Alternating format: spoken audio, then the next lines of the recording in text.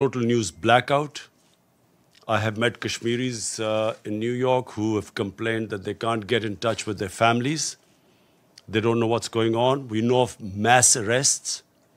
We know that the entire leadership of Kashmir, even those leaders who were pro-India, who wanted to be part of India, even those Kashmiri leaders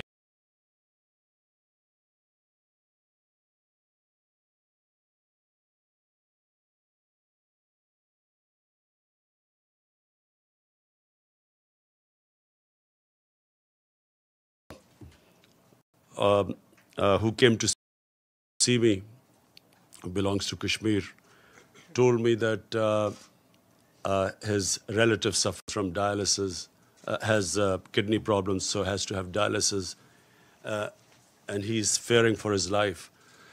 So basically, my whole point of saying, of coming here was to highlight this. This is unprecedented. 8 million people in an open jail is unprecedented in this day and age. And then this nonsense that this is a part of India, so the world should stay out. Just to remind the world that there are 11 Security Council, UN Security Council resolutions that recognize Kashmir as a disputed territory and which gave the right to people of Kashmir the right of self-determination through a plebiscite to decide their destiny. That right has been given to the people of Kashmir. For 70 years, this plebiscite never took place. And then unilaterally, this BJP government has annexed Kashmir. They have gone against their own constitution. They've revoked the constitution of Article 370. And so what we fear now, I mean, the next point is what is going to happen. What we fear, and which is the stated aim of the BJP government, that they will change the demography of Kashmir. To change the demography of an occupied piece of land is against the Fourth Geneva Convention. It's considered a war crime. And secondly, the biggest worry is what happens once the curfew is lifted. We fear with 900,000 soldiers there will be a massacre. And that's also what we are trying to tell the world community, that they must act on it. And my other fear is that India, for whatever is happening in Kashmir, will blame on Pakistan.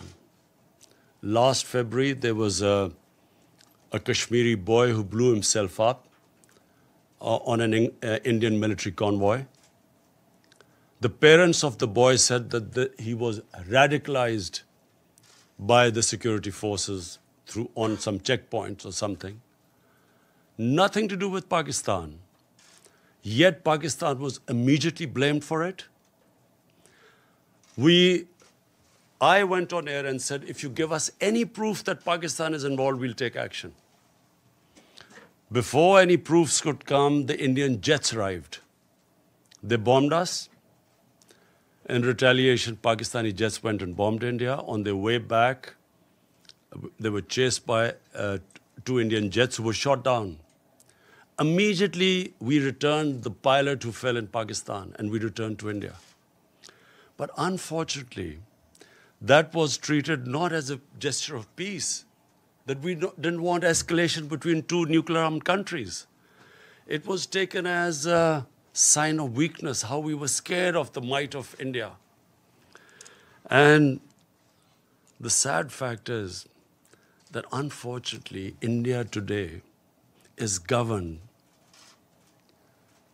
by a racist, a Hindu supremacist, a party, RSS, which was banned in India 2 or 3 times as a terrorist organization.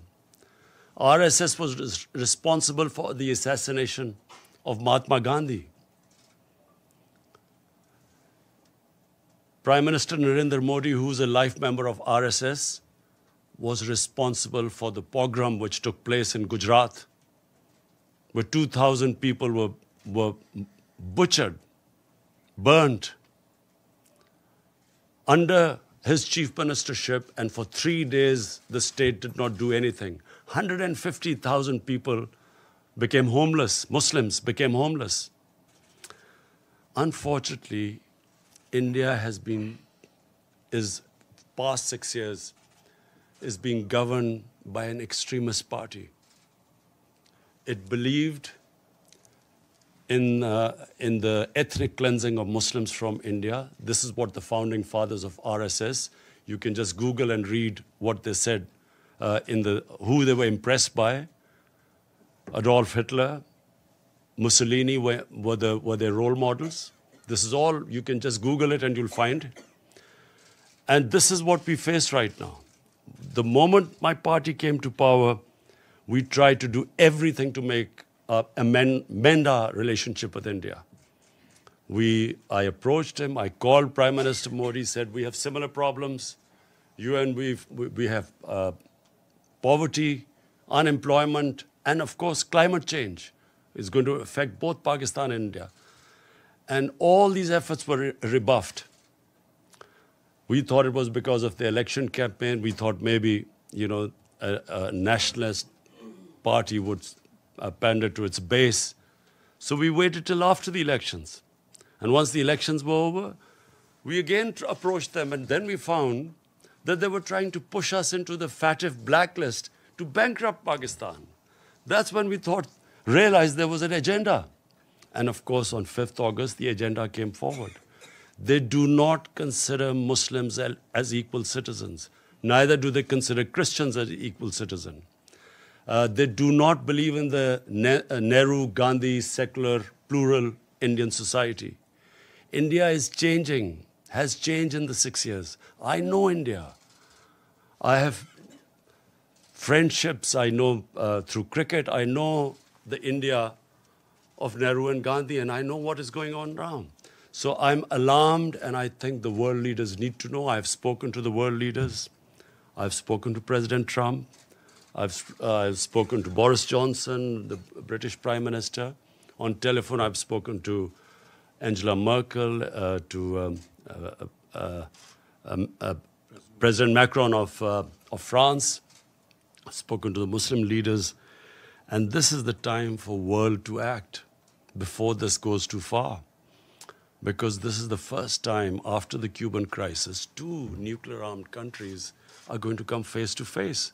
And what we fear is already the statements that are being given, that terrorists are being lined up on the borders of Kashmir, waiting from Pakistan to go inside.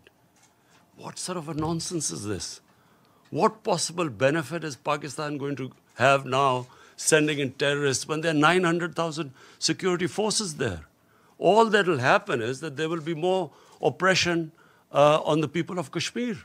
Why would we want to, what will be achieved from that except Pakistan will be blamed, and secondly, there will be more oppression of the people of Kashmir. But this is typical. I've heard Prime Minister Narendra Modi talk about this, that Pakistan should stop terrorism. What is worse than this sort of state terrorism that is going on? How can anyone justify 8 million people locked up inside? What justification could there possibly be for this? For 50 days? Meeting cancelled here. Anyway, I hope that, by the time I leave here, I will be able to apprise everyone of the situation. I want the United Nations they have a responsibility. After all, it is the United Nations Security Council resolution that gave the Kashmiris the right of self-determination. And what is happening to them right now, responsibility lies on the United Nations too. And also, I think, finally, of the world leaders, the big countries, the powerful countries, I would urge them to look beyond big markets. There's certain, if this thing goes wrong, the effects will go way beyond the borders of the subcontinent. And this obsession with big markets and trade and all that, I mean, this is serious. And I again repeat, we do not know what will happen after the curfew is lifted. And my fear is that with 900,000 troops there, there will be a massacre. Yes, Mr. Prime Minister. Wait, Mr. Prime Minister. Michelle from Reuters, please go ahead. Thank you, Prime Minister. Michelle Nichols from Reuters. On behalf of the UN Correspondents Association, thanks so much for the news conference. There was a report earlier, as you said, you met with President Trump yesterday. There was a report earlier today that President Trump has asked you to mediate between the United States and Iran. Is that true? Can you elaborate? Has President Trump asked you to take a message to President Rouhani? Before President Trump, I stopped over in Saudi Arabia because of the drone attacks on their oil facility. And I spoke to Prince Mohammed bin Salman, and he also asked me to talk to the Iranian president. He knew I was meeting him. And so also President Trump asked me that if we could de-escalate the situation and maybe come up with another deal. So I did convey this, and yes, we are trying our best. It's an ongoing thing, so I can't reveal more than that. So, sorry, just a quick follow-up. So, yes, you are now mediating between the United States and Iran. And when did you speak with President Rouhani? I immediately spoke to President Rouhani yesterday, after the meeting with President Trump. But I can't say anything right now more than this, except that we are trying and mediating. So how do you think the situation can be de-escalated? I'm hoping that, that there is no conflict. You see, I do not believe that conflicts actually resolve anything. I mean, we have the situation in Afghanistan, and here's me on record saying that I was anti this, the whole war in Afghanistan and Pakistan becoming part of this war.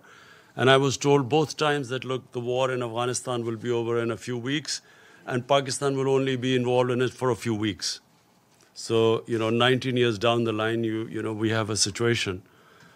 Again, by the way, we are still hoping. I've spoken to President Trump.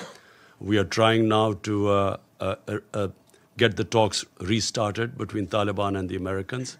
And hopefully, if the deal is signed, which was almost about to be signed, then I would try and meet the Taliban to convince them to talk to the Afghan government then.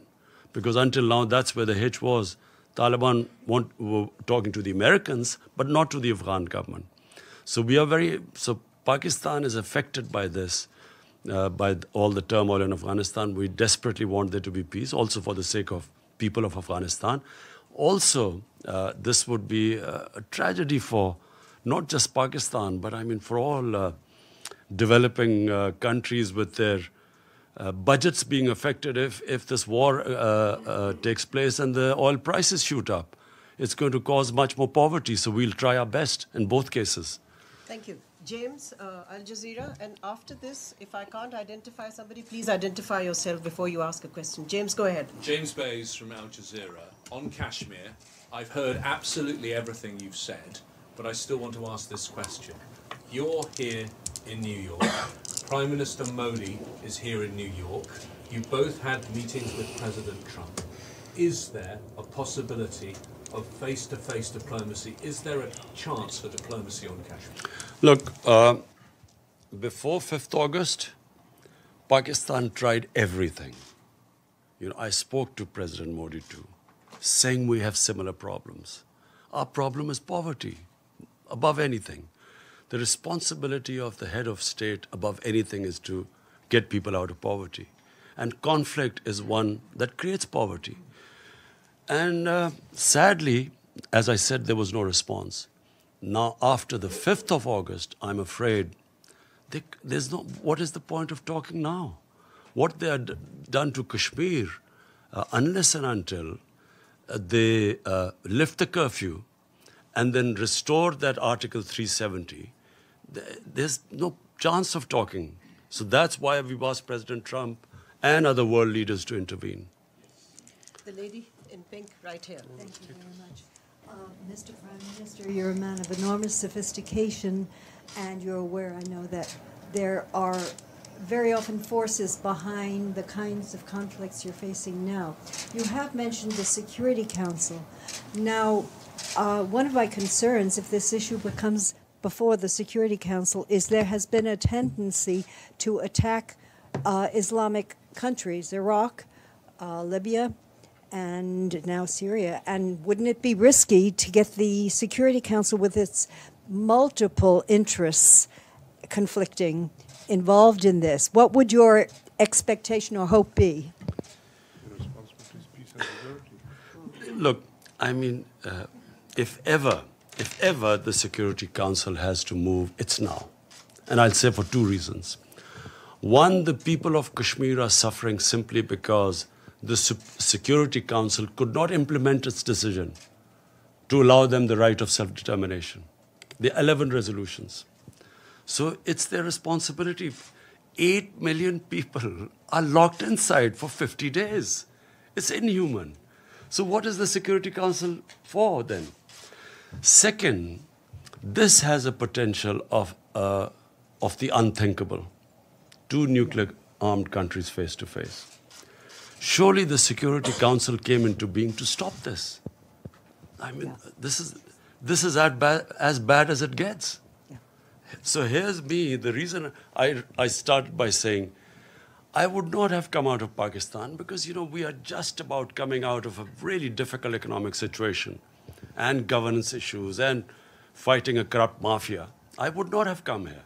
But I'm alarmed because here's me, there's one prime minister that side, there's one this side. A sane mind can't think of a nuclear war. No sane mind can think of it. We grew up after the Cuban crisis, and all of us sort of knew that the Cold War was there because the other war was unimaginable. But when you have what you have in India right now, and I say this who knows India, this is an ideology, a racist ideology, which believes in the supremacy of a Hindu race. The other races are not supposed to be equal. How do you reason with them? How do you reason with what they've done in Kashmir? I mean, would you expect a civilized society to do what they've done? I'm locked in, 8 million people. So therefore, I'm worried that if this goes on, there can easily be a miscalculation. And that's why the United Nations must act. Mr. Prime The lady in the white suit at the back, please identify yourself. We'll come to you, Mateen, in a minute. Let's just take some ANCA members. Thank you very much. My name is Nazira Azim Karimi. I'm Afghan journalist. Mr. Khan, as Afghan people have a high expectation from you, because you're peace ambassador, you are very famous soccer player. No. Cricket. Ball game, more or less the same. Ball is involved. Very famous. As a peace ambassador, which role Pakistan should play to bring Taliban and the table to make negotiation with the Afghan government? What is the reason why they don't want to talk with Afghan government? Thank you. Well, this was a sticking point, as you're right, that the Taliban were willing to talk to the Americans, but not to the Afghan government. And at one point, the Taliban wanted to meet me, but I asked the Afghan government, and they asked me not to meet them. So the reason they said was that until President Ghani came to Pakistan, only then afterwards I should meet them. So I was planning to meet them once they had signed the deal with the Americans, and I would have met them for only one reason, that they should now talk to the Afghan government. But unfortunately, on a tweet, we found out that the deal was off. But, it's very sad because that was very close. And once the deal was made, then, the progress would have been made. But let me just be clear. There is no military solution, which is what I've been saying for a long time. And once the Afghans get together, they will find a solution. It must be if the government sits down with the Taliban, they'll find a solution. But it's a question of getting them there. Iftikhar, APP. Thank you, Mr. Prime Minister. Iftikhar Ali from Associated Press of Pakistan. For weeks, you have been calling for lifting of siege in Indian occupied Kashmir. And in this connection, you have met representatives of international humanitarian organizations.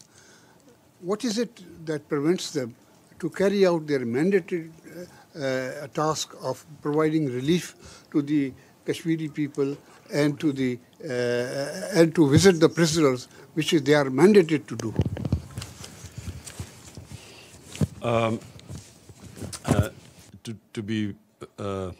To be absolutely frank, I am a bit disappointed by international community. I'm disappointed first because, if 8 million Europeans were put under siege like this for 50 days, or Jews were put under siege, or Americans were put on siege, well, forget Americans, even 8 Americans were put under siege, but I'm talking about any other. I mean, would the reaction have been the same? They make statements and there is no pressure as yet on Narendra Modi to lift the siege. So we will keep mounting the pressure. And I will tell the UN, I'm speaking on Friday, I will tell them that if there is a massacre, what are 900,000 troops doing there? When India says that, Pakistan is sending these terrorists, 500 terrorists, what can 500 terrorists do in front of 900,000 troops? Why would you send 500 terrorists as what they're saying? 900,000 troops are not to fight terrorists. They are to control, intimidate, and subjugate a population. And population, the entire Muslim population, I mean. This is why it is going to have repercussions far beyond Kashmir. Because 1.3 billion Muslims are watching this. Where is the world community? Where is the international community? Where are laws? United Nations Security Council had given them that right of self-determination. And what is happening to them now? So this will have repercussions. It's going to create radicalization. This is going to get worse. I'm flagging it right now because this is just the beginning. Once the curfew is lifted, God knows what is going to happen after that. Do they expect that the people of Kashmir, who've already lost 100,000 people in over 30 years, do they think that just because India has revoked Article 370, they will quietly accept the status quo? They will accept that India has taken over and annexed Kashmir? Of course, this is going to be there's every likelihood of there being a massacre. So the world community will be responsible. Mateen Haider. Can I just add to what the Prime Minister said to your question, sir? The President of the ICRC met the Prime Minister yesterday, and he said that in order to go and operate in Jammu and Kashmir, Indian occupied side, they need permits. They've applied for permits, and they have neither been refused nor been given permits. So practically, they're inaccessible. Yes, Mr. Prime Minister over here, Mateen Haider, Mateen. So you just expressed disappointment over international community's cold response. But you are saying at the same time you are making all efforts, meeting world leaders. What is the reason India is unmoved? And when you met President Trump, again he said that he is ready to mediate if requested. So when he will be requested, and second part of it, how serious is the threat of attack or adventure from the Indian side, and what is your defense preparation?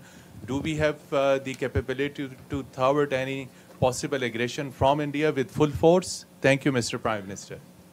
Look, I'm disappointed because I really feel, now, not as a Pakistani Prime Minister, as a human being, I feel disappointed that how can the world community stay quiet when 8 million people are being treated worse than animals? It's just simply disappointment coming from there.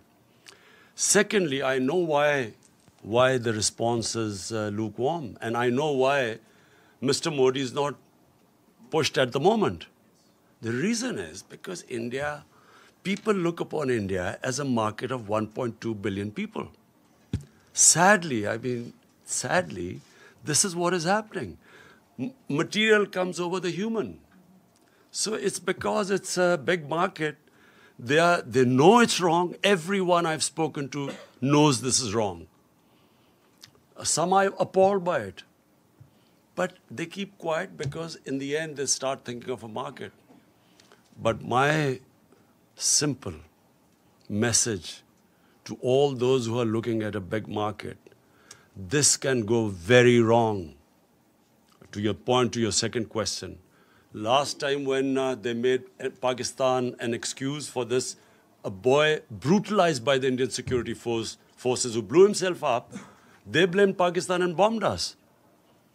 And once a conflict starts between two nuclear-armed countries, and I told the Indian public too on television, I said it will go beyond my hands, or your Prime Minister's hands once it starts.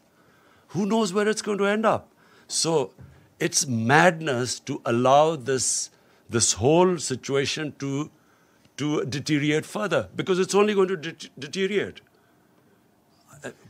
Again, I repeat, what will happen when you lift the curfew? What is going to happen? What do they think that the Kashmiris, after how they've treated them, are they going to quietly now accept India, that India has taken over Kashmir and they'll accept it? I fear there's going to be a bloodbath. And that's when things will start deteriorating very rapidly. I know you all want to ask questions. I'll come to you one by one. The lady in the blue, please go ahead, and if you can identify yourself. Thank you. Thank you, Ambassador. Thank you, Mr. Prime Minister. Betül Yürük from the Turkish news agency Anadolu. You had a meeting with Turkish President Erdogan yesterday. Do you think Turkey could play a role to help resolve the issue between Pakistan and India? Thank you. Well, first of all, I really want to thank President Erdogan for mentioning today Kashmir in his speech. We really feel that I hope that after him more leaders take his lead and at least ask India to lift the siege. We have a very, very good relationship with Turkey, and President Erdogan is coming over to Pakistan next month, which we hope to receive. We hope to increase our trade, all sorts of, we're going to have financial agreements with Turkey. And yes, we are very thankful that the President has taken a very principled stand. Please go ahead. We'll come to you, sir, in a minute. Thank you. Thank you for the press conference, Mr. Prime Minister. My name is اعظم from the daily Arabic العرب الجديد newspaper. My question to you is, you said that you will keep mounting the pressure. Could you tell us which steps are you going to take? And then to which extent are you afraid that the situation of Kashmir will be very similar to what's happening in the occupied Palestinian territories, where you have a lot of resolutions, a lot of sympathy, but on the ground there is no concrete steps to help the local people. Thank you very much. You see, just like until the Palestinians are given a just settlement, there will always be a problem there. But, you know, of course, Israel is very powerful and probably at the peak of its might. And so for the time being, they've put a lid on it. But eventually there has to be some settlement there, with a just settlement where the Palestinians have a homeland. I think that Kashmir is going to be a bit different. For 30 years, people of Kashmir have wanted, this freedom movement has grown. Today, the act done by the Indian government of shutting people in their homes for 50 days has alienated the entire spectrum of Kashmiri public. there were at times people who were pro-Indian and who were, as I say, there were Kashmiri leaders like Umar Abdullah and Mehbooba Mufti who were pro-India. Today, no one will be able to ever get a vote in Kashmir who's pro-India because of what they've done. And they've actually, what the BJP government has done is it has actually told the Kashmiris that you're not equal human beings. They do not consider them human beings. Only, hence a mindset can put people inside what they've done. And not thinking through what happens once the siege is lifted. I do not think Narendra Modi knows what's going to happen. The gentleman right here. Yes. After this, we are going to have an OIC summit meeting.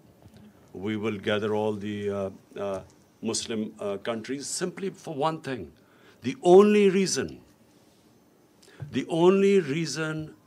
the people of Kashmir are being subjected to this is because they're Muslims. And this is resonating in 1.3 billion Muslims. And it's very important for Muslim world to play its part because they're only suffering because they're Muslims. The Hindu Kashmiris are not suffering. And that's why it is important for them to take a stand. Because if the Muslim countries don't take a stand for whatever reason, for their own trade or whatever agreements, that's what leads to radicalization when the governments do not express the wishes of the people and when they see injustice. So I hope that, the Muslim countries, we will have the OIC meeting next month. Joseph Klein of Canada Free Press.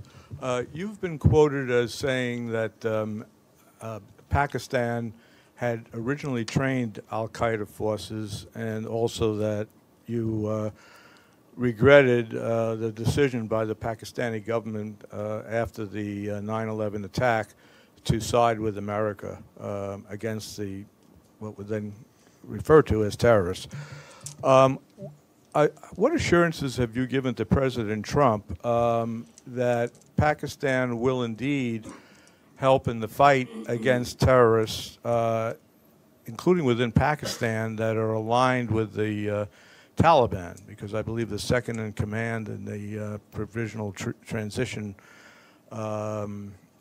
Commission or Council that was being considered has significant ties with the terrorist organization in Pakistan. So what kind of assurances are you willing to give? Let me, what I said, and let me explain it in the exact context which I spoke. 1979, the Soviets invaded Afghanistan. 1980-81, the Americans decided to back Pakistan, back the freedom struggle in Afghanistan. And in 80s then, jihad was declared against the Soviets, and Muslims from all over the world were invited to participate in the jihad, means a freedom struggle for Afghanistan against the Soviets. Amongst them were Al-Qaeda. All these different organizations, Mujahideen groups, all arrived in Pakistan to defeat the Soviets in Afghanistan. And of course, Pakistan trained them, but they were funded by the Americans, by the Western countries, because all the Western countries backed the Afghan jihad.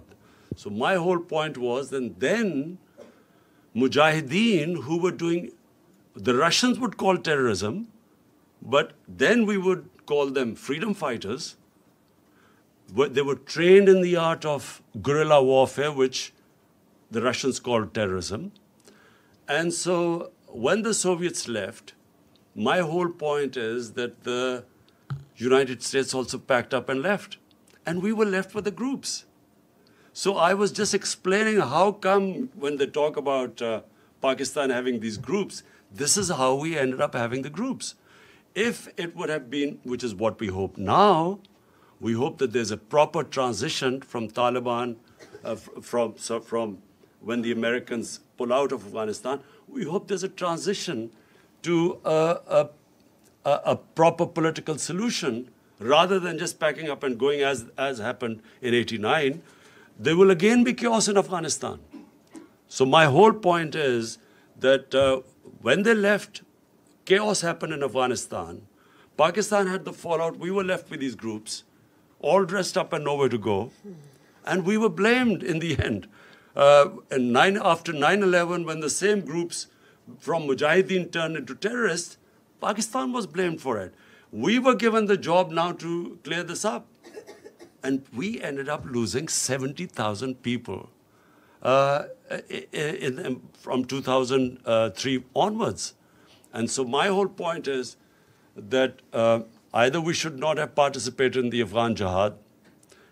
Once we had participated, then we should not have been part of the American war on terror, because they turned the people who had we trained against the Soviets and foreign occupation.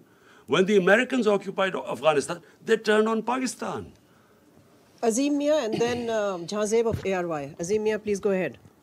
Mr. Prime Minister, now you have met President Trump, so he has met Modi also. He has met him on both sides, and looks like he has got a tilt towards India. So that's one option. Secretary General says that the resolutions on Kashmir were not under Chapter 7. So according to the procedure of the Secretariat, Chapter 6 resolutions are non-binding. And in all that kind of a situation, what are the options left, except appealing to the international community? Because the international community looks like that right now, in the face of Indian-American alliance, things are getting bad. So what procedures you are going to adopt, and what is your approach, and where are you heading? Thank you. Azim, did you say I begged President Trump? No, you met President. Oh, thanks. I don't. I've never begged from anyone. So I have met, and I apprised President Trump exactly of the situation, and I have told him, like I have told you, the gravity of the situation. This could go serious. Look, intelligent human beings start thinking ahead. I mean, you have to think of the hope for the best, but you should be prepared for the worst. The worst scenario in this is unthinkable. Normal human beings do not think of that. And so therefore, it is my job to tell them, in my opinion, things will deteriorate. We will keep them apprised. At least we have informed the world community what's going on. And as time goes on, and I fear that this is going to end up in a massacre, at least we will be able to tell the world community. And if India blames Pakistan for this, then at least the world would know about it. Previously, it was anything that happened in India. Look, what has been going on in the past? After 9/11, you used that magic word, Islamic terrorism, and all humanitarian rights were waved aside. You could do whatever you like with the people, provided you could term them as Islamic terrorists. And this is exactly what Narendra Modi is doing. This near genocide which he's about to commit, he's blaming it on Islamic terrorism, hoping that he'll get away with it. And that's why it's important for us to communicate with the Western world and civilized world and tell them what is happening. That's why we're telling them, send your own observers and find out what's happening. If India has nothing to worry about, and guess what the excuse of shutting down, putting people under curfew and shutting them in their houses for 50 days, the excuse is that this is to develop Kashmir. This is for prosperity of Kashmir. This is what the Narendra Modi position is. So it's important for us to tell the world, and I know now, I'm satisfied that at least everyone knows. I've apprised all the major world leaders of the situation in Kashmir. The follow-up question is... No, Azimia.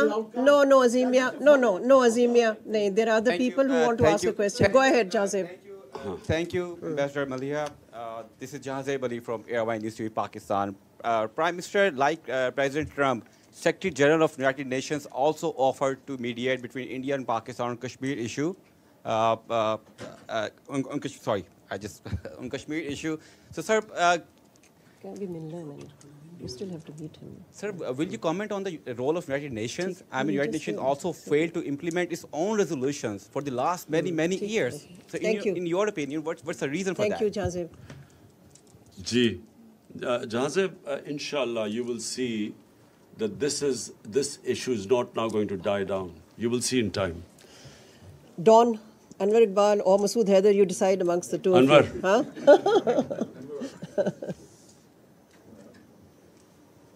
Sorry. Jane. I have a very brief, very simple question. You are here, met world leaders, you'll be speaking in 2 days, and you'll go back. What other options do you have now if the international committee does not respond? Look, Anwar, let's be straight about this. What options have we got apart from this? I mean, we can't attack India if, clearly that's not an option. Apart from that, we are doing everything possible. Apart from starting a war, we are doing everything possible we can. We are all the time exploring every possibility. We're making sure every world leader knows about the situation. I will be speaking on Friday as well, and I will try my best to make the world understand. And then media, I'm going to, you see, I believe that the media is very powerful. The Western media, I had meetings last night, and I realized that a lot of them already know what is going on. And so I know what happened in Bosnia. When the ethnic cleansing of Muslims started in Bosnia, for a while the world did nothing. But the media put such a pressure that eventually the world had to do something. And I believe that in Kashmir, it's exactly the same thing will happen. Even though countries are worried about their economic interests and markets, I believe that this is a much bigger issue than markets and economic interest. And eventually the world will be interested. Let's take Hassan from the Daily Times. Mr. Prime Minister, in the past we have seen we had General Musharraf 4-point formula and we also had a Chenab formula. What proposal would you suggest to resolve Kashmir if you were able to talk to India in the near future? For a start, they have to lift the curfew. That's the beginning. I mean, this inhuman curfew of 50 days. Even the Congress party in India has commented that poor people have been shut inside for 50 days. 50 days they've... no one knows what's happening with all the prisoners, political prisoners, thousands of them. Thank you very much. In that formula, there was a problem.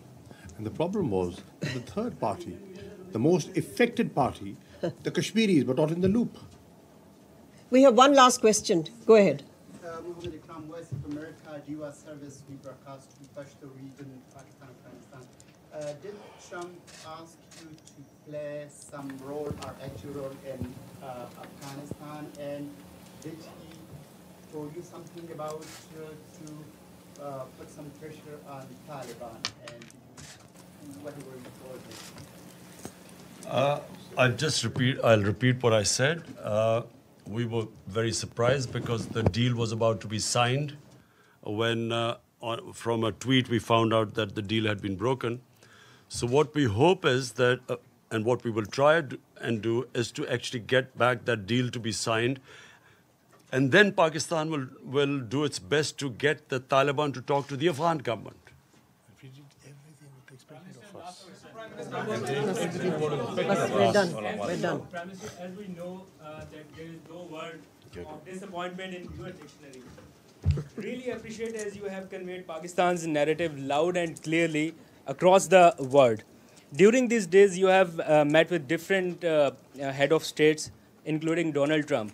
Now, in your opinion, what they are thinking and how much they are convinced? If no mediation, then what next? Look, the disappointment is not because I think that people of Kashmir, I feel that what Narendra Modi has done, he has boxed himself into a blind alley. There is nowhere for him to go from now onwards except a general massacre of people of Kashmir when the curfew is lifted. There's no other way for him to go. So I feel that from now onwards, and I know that the people of Kashmir for 30 years have been fighting for their independence, and 100,000 have lost their lives. They have lost fear of death. When a population, and you're talking about not few thousands, 8 million people, when they lose fear of dying, and freedom becomes much more important than living a life of slavery, I don't think that he will be able to stop this now. I think the momentum will gain pace. So I'm not disappointed about where it is headed, because I know that this will eventually now end up in freedom for people of Kashmir. What I'm disappointed is that for some reason, countries put their economic interests ahead of human beings. This is the same with climate change. Countries, because of not wanting to lose their growth rate, do not realize that what impending disaster this climate change is bringing to the world. Neither do countries, for instance, which I'll be speaking about, this money laundering which comes from the developing world into the rich countries every year. Billions and billions of dollars from poor countries moves to rich countries through corruption, ruling elites of developing world, taking the money out. And unfortunately, because if anything, the richer countries gain from it, they do not take any steps to stop it. This is a plunder of the poor countries. The poor countries are getting poorer. The rich are getting richer. And these criminals who plunder the poor countries have an easy way of parking their money, buying flats in New York and London. And that's what we want. We want the world to take notice of this. The richer countries, they should have strong money laundering laws. They should, if we can identify that money has been stolen from our countries, it should be immediately given back to us. But this is the problem, because the laws are so complicated, and if the rich countries want, they can easily tighten the laws so that it will be the biggest deterrent for these criminals in third world to take the money out. Thank you. Thank you. Thank you very much. One last question. Thank you.